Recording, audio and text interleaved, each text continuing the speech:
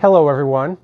In this video, I am going to talk about dealing with anxiety as a person on the autism spectrum and different tips on how to cope with it. If you are new to this channel, my name is James and I have high functioning autism. As a person with autism, I've always struggled with negative emotions such as worry, fear, sadness, and anger. Many people with this condition struggle with fitting into society where they feel like they stand out, struggle with social skills, executive functioning, short-term memory, multitasking, making inferences, and ADHD. Furthermore, about 80% of the people on the autism spectrum have Lexithymia, which is a condition that makes it harder to differentiate between different emotions they feel. They feel emotions just as intensely, maybe more, but also have trouble identifying what emotions they are feeling specifically. This can make it hard for them to identify what they're feeling and how they should deal with it. I find when I get upset, I often don't even know that I'm even sad, scared, or angry, or stressed until these emotions get more intense. And at that point, the emotions have gone too far and it can make it harder to deal with. I never liked feeling sad, angry, worried, or upset, and I often wanted to try to find ways to cope with them.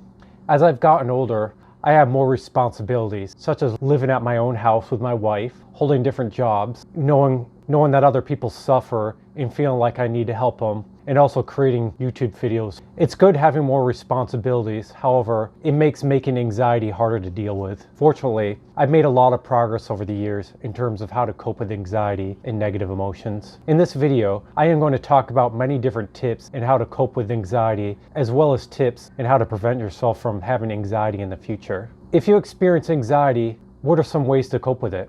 The first tip to help you feel better when you're experiencing anxiety is to take breaks. Taking breaks can do wonders for yourself and others. It can help you reset. The second tip is to breathe. Breathing can do wonders in relaxing you when you feel tense. Exercises like square breathing or visualizing yourself breathing in cleansing energy and exhaling negative energy out can really help relax you. There are no right and wrong ways into doing this as long as you focus on your breath. The third tip is to do something enjoyable to get your mind off the stress. Something enjoyable can help snap you out of negative emotions and make you feel much better. Take a walk, play with your pets, listen to your favorite music, do some artwork even if you're not a good artist, or even take a nice bath. The fourth tip is to sit with the feeling. Observe the feeling without judgment and then let it pass. This might sound like a suggestion that will make you feel worse. However, many people use this technique and it really helps. It can be done by trying not to fight the anxious feelings, but instead observing them without judgment. This process can actually be kind of interesting. You'll learn a lot and you'll find those negative feelings actually go away quicker. The fifth tip is to practice forgiving yourself and letting go of guilt. All anxiety comes from guilt. You can let go of guilt by getting in the habit of forgiving yourself whenever you make a mistake. You'll be surprised at how much better you'll feel by telling yourself you forgive yourself from XYZ. The sixth tip to help you feel better when you experience anxiety is try not to worry about the future, but enjoy the now moment. A lot of fear comes from worrying about the future. However, if you let go of the worry and focus on the present, it will make you enjoy life a lot more. You'll even discover things in life you didn't even know existed, which can be exciting. The seventh tip to help you feel better when you experience anxiety is to understand that all painful feelings will pass. You may feel immense physical pain, or you might feel extreme sadness or anxiety, but understand that these feelings will pass and be over soon.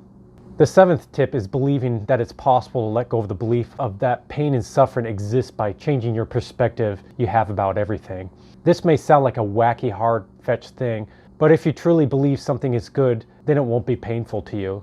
Everything has its pros and cons, but you'll experience a lot more pleasure if you focus on the good things about everything. This isn't to say that things can be painful, but perspective is everything.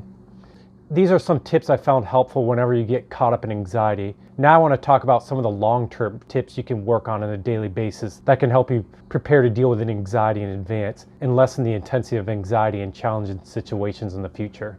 The first thing you can do to help with anxiety in advance is learning to prevent sensory overload.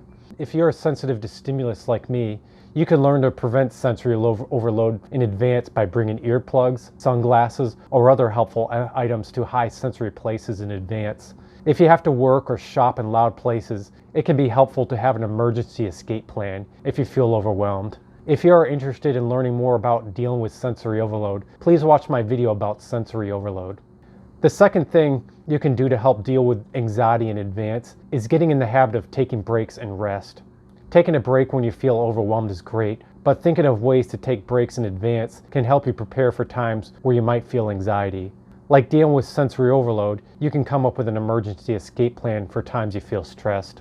The third thing is learning to manage your energy. Oftentimes, people on the spectrum push themselves too hard to get things done, and trying to cope with that will make them often feel drained with energy and burned out. This can cause tremendous anxiety. However, the problem can be prevented by practicing good energy management, by identifying what can give you energy and what can drain your energy, in the attempt to still be productive in the day.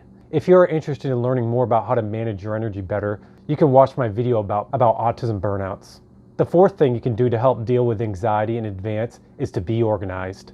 Organization can help you feel on top of things and prevent mishaps that can be very stressful. You can learn to be more organized by making lists or using apps on the phone. If you are interested in how to be more organized, please check out my video, How to Cope with Executive Functioning Struggles. I may also make another video covering more tips on how to be organized. The fifth thing you can do to help deal with anxiety in advance is not worrying about the future, but taking things one day at a time. A lot of anxiety comes from worrying about the future too much, which you have no control of. Instead, control what you can do now by focusing on just today. The sixth thing you can do to help deal with anxiety in advance is letting go of guilt. I already mentioned this as a tip when you deal with anxiety, but this can be a great method for dealing with anxiety in advance too. Getting in the habit of letting go of guilt by forgiving yourself will reduce overall fear in general. This will give you less fear about making mistakes, things you can't control, and more overall peace that will help you enjoy the present. The eighth thing you can do to help you deal with anxiety in advance is improving your physical health. I have found a good rest and sleep can significantly impact how I feel during the day. Try to adjust your sleeping schedule so you have time to sleep in. Furthermore, eating healthy can also give you a lot of energy. However, it's important to not let nutritional diets make you feel more stress. It is important to eat a cake once in a while. Not because the cake is unhealthy, but for the fact that it is enjoyable knowing you don't have to be perfect to be healthy. It is more healthy to not be attached to the outcome, but make it a peaceful goal, or else you can create an eating disorder. People with Asperger's are 3 times as more likely to have eating disorders. I'm not saying this to scare you, but to instead make you feel better knowing you don't have to push yourself to set goals, but instead make it a general process that you'll want to continue. The eighth thing you can do to help you deal with anxiety in advance is loving yourself more. This might sound like a cliche, but if you have good self-esteem, it is possible to feel that way no matter where you're at in life. Good self-esteem can reduce a lot of stress and anxiety. Don't compare yourself to others, but enjoy who you really are. Many say if you love yourself, then you will love others. If you struggle with this, here's a great tip. Be gentle with yourself. You don't have to be perfect to enjoy all your imperfections. In this video, I talked about many different ways in how to cope with anxiety and to reduce the chances of experiencing it in the future. I still struggle with anxiety at times. However, I find these tips really helped a lot, and it has made my ability to cope better and better by the day. Do you struggle with anxiety? Do you have any tips that you want to share? Please share them in the comments below. Also, if you have any questions or ideas for future videos, please share them in the comments below as well. Did you find this video helpful? If so, please give this video a like. Also, if you haven't subscribed yet, please subscribe and then ring the bell so you'll be notified the moment a new video gets processed. Please stay healthy, safe, informed, embrace your obsessions, and most importantly, love yourself. Thank you for watching and have a wonderful day.